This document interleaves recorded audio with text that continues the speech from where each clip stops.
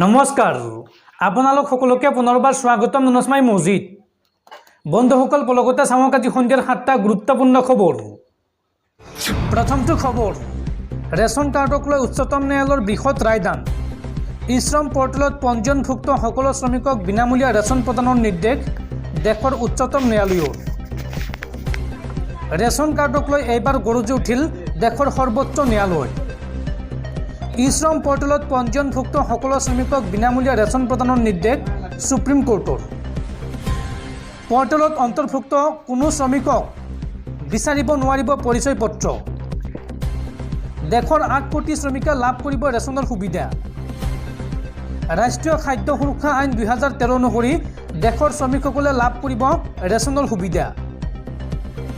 আৰু ই-KYCৰ নামত ৰেচন লাভৰ পৰা বঞ্চিত কৰিব নোৱাৰিব শ্ৰমিকসকলক। সকলো ৰাজ্য চৰকাৰ আৰু কেন্দ্ৰীয় শাসিত প্ৰদেশলৈ এই নিৰ্দেশনা জাৰি কৰিছে দেশৰ সৰ্বোচ্চ ন্যায়ালয়ে। আৰু আগন্তুক 2 মাহৰ ভিতৰত ৰেচন প্ৰদানৰ নিৰ্দেশ দিছে উচ্চতম ন্যায়ালয়ে। পৰৱৰ্তী খবৰ, ভাৰতীয় বতৰ বিজ্ঞান কেন্দ্ৰৰ আগজাননী। আগন্তুক কেইবাদিনলৈ ৰাজ্যত হ'ব ধাৰাসাৰ বৰষুণ। যিকোনো মুহূৰ্তত সলনি হ'ব বতৰ। এই সন্দৰ্ভত ৰাজ্যৰ কেইবাখনো জিলাত এলাৰ্ট জাৰি কৰিছে ভাৰতীয় বতৰ বিজ্ঞান কেন্দ্ৰই। ৰাজ্যত পুনৰ হ'ব ধাৰাসাৰ বৃষ্টিপাত। বৰষুণে লান কৰিব হোলীৰ আনন্দ।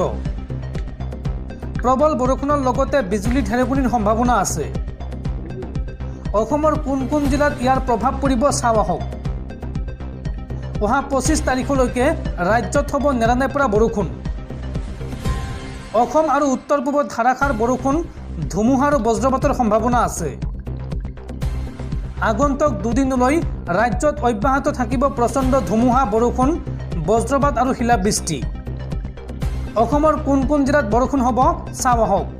তিনিচুকীয়া, ডিব্ৰুগড়, শিৱসাগৰ, ধেমাজি, লখিমপুৰ, মাজুলী, যোৰহাট, গোলাঘাট, পূব কাৰ্বি আংলং, বিশ্বনাথ, শোণিতপুৰ, নগাঁও, হোজাই, ডিমা হাছাও, শিলচৰ, হাইলাকান্দি, কৰিমগঞ্জ, পশ্চিম কাৰ্বি আংলং, নগাঁও, মৰিগাঁও, কামৰূপ মহানগৰ, দৰং, ওদালগুৰি, বাক্সা, নলবাৰী, কামৰূপ, বৰপেটা, গোৱালপাৰা, বঙাইগাঁও, চিৰাং, কোকৰাঝাৰ, ধুবুৰী আৰু দক্ষিণ চালমাৰাত জাৰি কৰা হৈছে য়েল্লো এলাৰ্ট।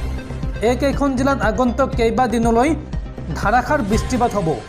লগতে আন আন জিলাতো কম বেছি পৰিমাণে বৰষুণৰ সম্ভাৱনা আছে। এই কথা জনাইছে ভাৰতীয় বতৰ বিজ্ঞান কেন্দ্ৰই।